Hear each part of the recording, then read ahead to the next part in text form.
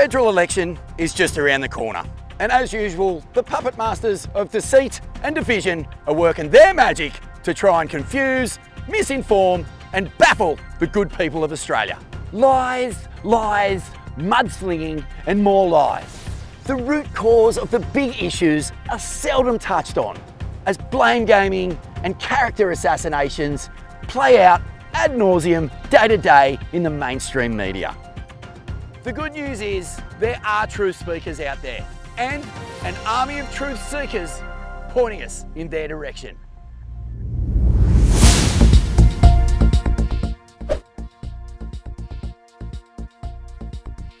I think we should all be really stoked that the election's coming up, because once every 3 years, politicians actually start to give a shit about what you want. They have to come to us. And once every 3 years, they get to go, how do we do? And we've been pissed off for 2.5 years. So once every 3 years, I'm gonna look over and be like, see what you've been working on. And if I don't like it, I'm gonna let you know.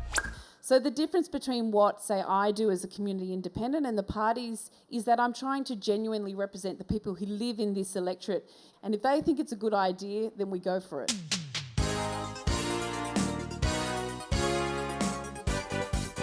Today, we come to you from MACKELLAR, an electorate on Sydney's northern beaches that stretches from the wobbliest wave in the world at Curl right up to the investment property capital of Australia, Palm Beach. Ground zero for the teal revolution that swept Australian federal politics in the 2022 election.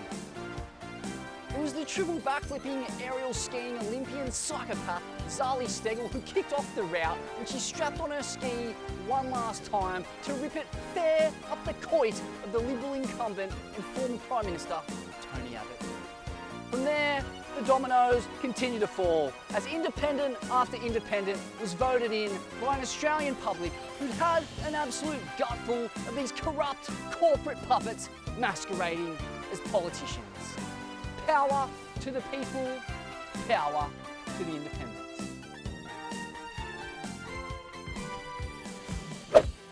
It's a place that has bred more surfing champions than rabbit kittens. And that's saying something, because these dunes are infested with the toey little buggers.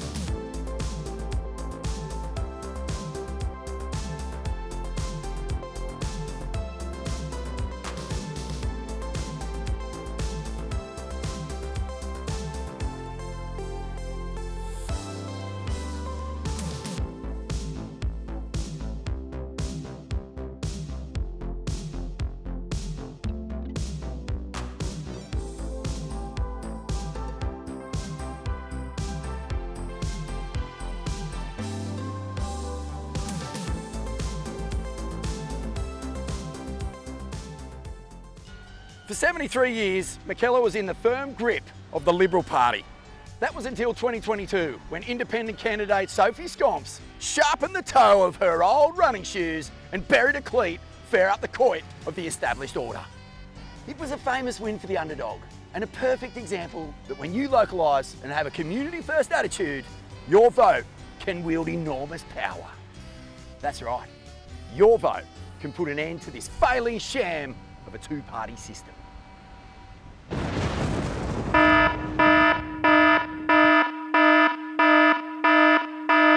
I'm having a gutful, I'm having a crack. Yeah, get into it.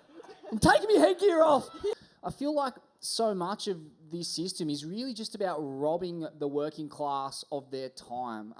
Because if they have time on their hands, they get educated. And if they get educated, they get organised. And if they get organised, they tip the fucking card table over because they know it's rigged. So like the whole deal is just to sap the working class of their time and their energy, normalise grind culture, work them down so they just don't have the energy to fight the rot. No. And look at what's happened to us now. You've got If you're a family, you've got both parents working full-time, you're trying to afford childcare, you can hardly access childcare, it's so expensive, you've got to keep working, you've got a massive mortgage, you've got a HECS debt, you've got to pay for your education, all these things, so it just piles up, and so yeah, and then you see these multinationals not paying a cent in tax, you're paying more tax, teachers and students pay more tax than the multinationals. So you can understand why people just shut down and just say, that's, you know, they're not listening, it's not working for me. And so that's why this community independent project is so important, because it's actually returning the democracy back to people in our communities, giving it back and trying to invite people back in. And I think a lot of people are looking to that independence because they represent the people more and they align to our values better. The two-party policy is just tired, you know. I think vote for the small guy, and you usually get small guys come from somewhere that's, you know, community based and about the people around them. People don't realise that the people that you're voting for are people too, right? So reach out to them, have a chat to them, see if their values align with yours. I think young people are starting to take more control of their voting power, and it'll be interesting to see how it goes. So we've got these converging crises that are happening. We've got climate change, we've got an environmental crisis, we've got an extinction crisis, we've got a housing crisis, we've got growing intergenerational inequality. We've known that all these things are coming for the last few decades at least, and yet we've been unable to respond in an effective way to either stop them from happening or getting worse. For the first time in modern history, young people of today are going to be worse off than their parents. Boomers got free education. The housing market was on fire for them. They worked hard and it paid off for them. Why? Because there was a lot of them and they voted together. Guess what, millennials and Zeds?